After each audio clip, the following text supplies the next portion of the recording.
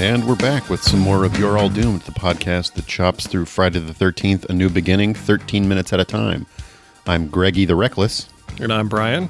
And this chunk begins with Tommy recovering from being startled by the fake spider and ends with a patron of the Blue Oyster Bar sitting in a car.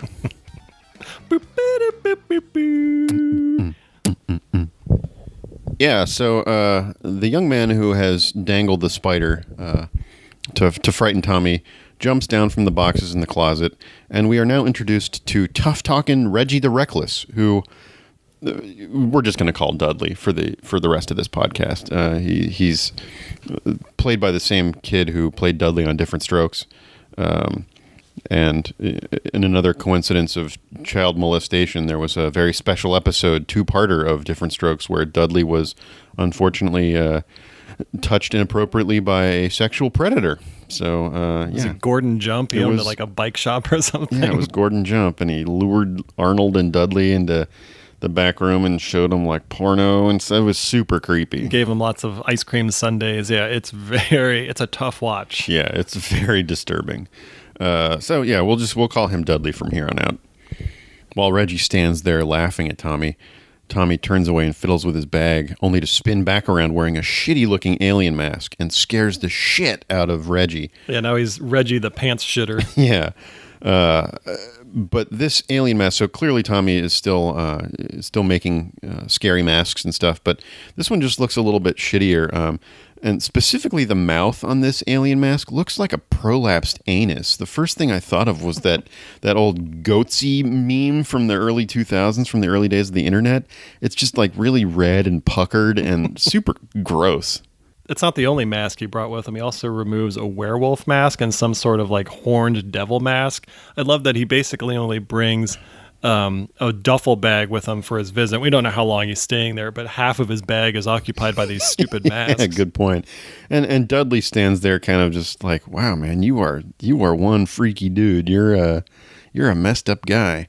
One other detail I noticed is that over Tommy's bed, there's a cork board that has a bunch of darts in the cork. I wonder if it's like they obviously have some potentially violent people staying here at this halfway house. Is it wise to have pointed projectile weapons? Right. And Tommy brought his own knife in, and yeah, they don't really seem to be too careful about the dangerous objects in this place.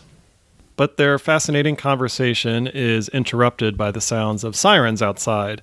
So we head outside and we see a cop car pull up, and his sirens are wailing, and I'm not exactly sure why. Doesn't really appear to be an emergency, but everyone that is at this Pinehurst Development Center comes out to see what the commotion's about. And we see the sheriff get out of the car to talk to Matt, and it's Sheriff Cal Tucker. Yeah, who he's dropping off a couple of kids that were caught boning over in, quote, the Hubbard's Woods. The sheriff the actor is playing his voice like kind of a tough-talking, grizzled New York cop, but it doesn't really fit. He looks almost like a pediatrician or something. I found his appearance does not match his persona very, very nicely. And his shirt is way too tight. Yeah, it's basically the same exact conversation. Like the conversation that he's having with Matt is basically the same conversation that Deputy Winslow gives Paul in part 2, where he's like, I believe in what you're doing, but the neighbors just wish you were doing it somewhere else. And, that's when he mentions the two kids that were caught in the woods boning. And it's the same exact premise as, part 2. And that enthusiastic couple that was boning in the woods jump out of the back seat of the police car, and it's Tina and Eddie. Another Tina. Yeah. Tina and Eddie were the popular steadies and the king and the queen of the prom, riding around in the car top down and the radio on. Nobody looked any finer or was more of a hit at the Parkway Diner. We never knew we could want more than life. Surely Tina and Eddie would always know how to survive. And based on the look on your face, Craig, I'm guessing you're not a Billy Joel fan. Oh. It's actually Brenda and Eddie, but it was close enough. Almost immediately, the owner of the Hubbard's Woods arrives. It's a delightful woman named Ethel, who is on the back of a dirt bike that is being driven by her son, Randy Quaid. I'm pretty sure it is. If it's not Randy Quaid, it's cousin Eddie's even dumber younger brother. But for all intents and purposes, picture Randy Quaid emptying the shitter from Christmas Vacation. Shitter's full. Yeah, and that's who Junior here is. She, complains about the loonies that are always coming onto her property and warns the sheriff and Matt, they better keep those kids off of her property or, she'll fucking shoot them and she's a real piece of work. Yeah, and Junior is just rooting her on the whole time. The woman's name is Ethel, and he's just rooting her on. He's like, yeah, you tell her, Ma. Yeah, go get her. And then she keeps turning around saying, Junior, will you shut the fuck up? So she is not the most maternal of characters. Yeah, she even turns to all the kids at Pinehurst, and she goes, the next one of you that comes near my farm, I'm going to blow your fucking brains out. You hear me? So she's really sweet.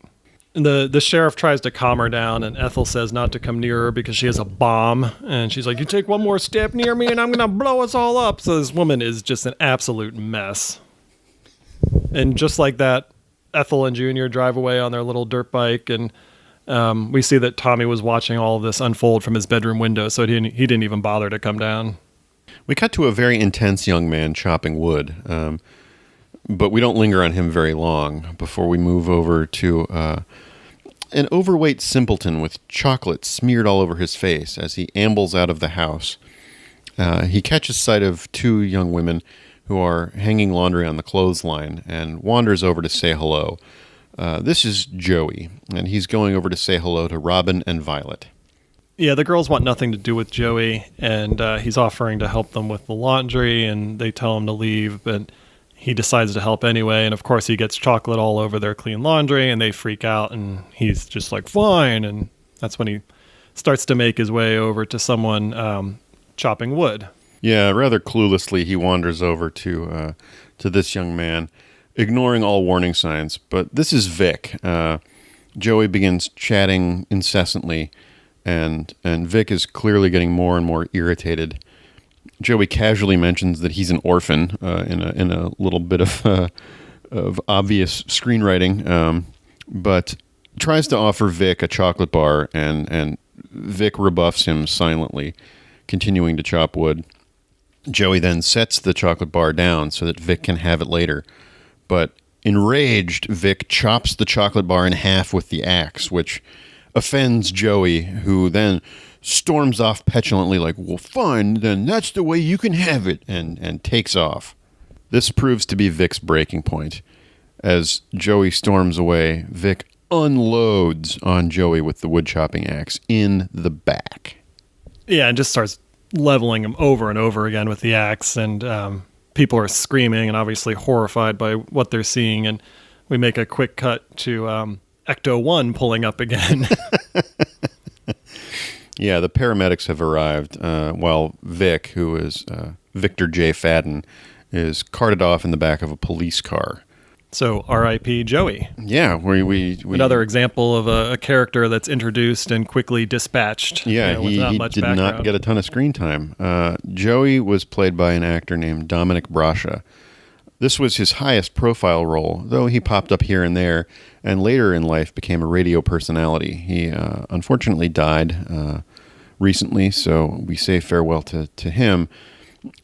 He was somehow tied up in this whole Corey Feldman, Corey Haim abuse story. It's unclear exactly how he was involved. He claims to be have been friends with Corey Haim, and names someone else as Corey Haim's abuser.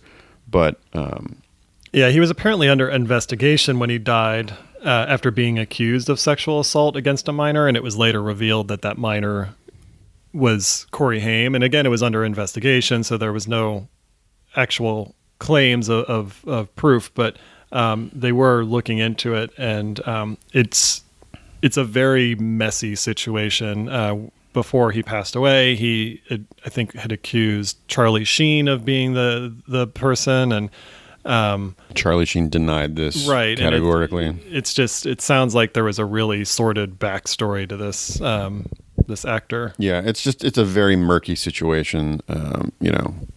Regardless, Dominic Brascia is no longer with us. He can't defend himself or comment further on any of these claims. But yeah, it's just unfortunate all around. Joey was basically the Shelley of this movie. He wasn't in it very long, but he was the curly-haired, kind of chubby kid that no one really wanted to hang around, and that's what they established in the 30 seconds that he was on screen, but that I very much saw him as just the Shelley. Yeah, that's interesting. I think you're right. That's a good point. In the aftermath of this carnage, the sheriff and Matt are conferring, and we learn that Joey's mother died giving birth, and that Matt has no idea what happened to the father. So Joey's basically, I get the sense, been here at Pinehurst for almost all of his life, perhaps. And so he's technically not an orphan per se, but with an absentee father. He was, in the care of Matt and Pam for quite a while, it seems. The two paramedics approach Joey's body, and the driver, whose name is Duke, is very kind of nonchalant about what's going on. He's like, "So what do we have here?" And he pulls back the bloody sheet to reveal Joey's hacked up body, and he's kind of amused by what he sees, and everyone else standing nearby is understandably horrified, but Duke thinks they're all just a bunch of pussies for reacting that way. But the other paramedic, whose name is Roy, he's particularly disturbed by the sight, and Duke gives him a hard time too, and he's like, "Come on, Roy, it's time to get your hands dirty." Yeah, I mean, in Roy's defense, I mean, this is disgusting. Joey's body is riddled with axe damage, and in fact, one severed arm lays across his back, so he was butchered. And Duke is very insensitive. He's even still chewing some gum, so he's obviously seen it all, and Roy is adjusting to this horror before his eyes. The screen fades to black, and it's almost like we're cutting to a commercial break. And when we come back from the commercial break, we suddenly find ourselves in the 1950s, apparently. Yeah, these are a couple of greasers or Stray Cats fans who are experiencing some car trouble in the woods at night on their way to treat a couple of girls with utmost respect, it sounds like. Yeah, they're, as you mentioned, they're wearing like leather jackets and white T-shirts, and they have their hair slicked back, and I just don't know what they're going to, or if it's a costume or this is just how they dress. But the passenger of the car, his name is Vinny, he's getting something out of the trunk, and the driver, whose name is Pete, tells him to hurry up, and he's also wearing a pretty fancy leather captain's hat. Yeah, both of these guys are assholes. Pete is obnoxious, and Vinny makes some rather insensitive comments about the nearby mental health care facility. So he's clearly no fan of Pinehurst or the inhabitants. But yeah, both of these guys are jerks. While Vinny is tasked with fixing whatever is wrong with the car, Pete heads off into the woods to take a shit. He walks forever, which makes me wonder, if you were broken down on the side of the road at night in a pretty rural area, how far into the woods would you have to walk to be comfortable to take a shit? Well, and how badly do you have to go? Because he doesn't have any toilet paper with him. It doesn't seem like it's an emergency. It's almost like something he's doing just to pass the time. But yeah, I mean, unless he knows it's going to be particularly noisy or something, and doesn't want Vinny to overhear his bowel movements, I don't know why he has to walk what seems to be half a mile. While he's looking for a place to drop his load, he's frightened by a little bunny rabbit. And that's when we cut back to the car, and we see a hand holding a lit flare, and Vinny turns his attention from the engine that he's working on to the person behind him with the flare, and he just figures it's Pete, but the person with the flare continues to walk closer and closer to Vinny, and suddenly the flare is just jammed into Vinny's mouth. Yeah, that's a bad way to die. I figure that's not going to be immediate unless you hopefully go into shock right away, but you've just got a lit road flare shoved in your mouth. It's going to take a while to cook you. So yeah, that's the end of Vinny. He was played by Anthony Barreel, who is not Boner from Growing Pains. Yeah, but he sure is. Maybe he tried out for the part and didn't get it. He did appear in a movie called Hamburger Hill, which was noteworthy because my sister went on a couple of dates with a dude who was in that movie, and I think the guy's head got blown off in that flick. So that was always kind of cool. Anthony Barreel has been friends with Ben Stiller since the age of 12. Pete, now with his bowels freshly evacuated, emerges from the woods, and he's pretty proud of what he just took care of in the woods, and he's he's singing this senseless song. He's like, a rat-a-tat-tat-tat-tooey, a rat-a-tat-tat-tat-tooey, a rat-a-tat-tat, a rat-a-tat-tat, a rat-a-tat-tat-tat-tooey. Yeah, that must have been a very satisfying shit, especially when you figure that he's either unwiped or could potentially now be covered in poison ivy. Yeah. But he's quite cheerful about his poop. Yeah, so he's engrossed in his song, and as he walks past the car, Vinny's slumped over the engine, and it kind of just looks like he's just working on the car, so he doesn't really pay much attention to it. And Pete tells him that the car better get fixed, otherwise he's a dead man. So he's a really nice friend, and essentially the scene ends with Pete just jumping behind the wheel of the car and getting ready to leave. Yeah, it's a little bit of a low key ending after the flare death. The death count in this episode is just 2. It's Joey and Vinny. Maybe we'll see it ramp up a little bit next time. So until next time, I have been Brian. I have been Greg. And you're all doomed.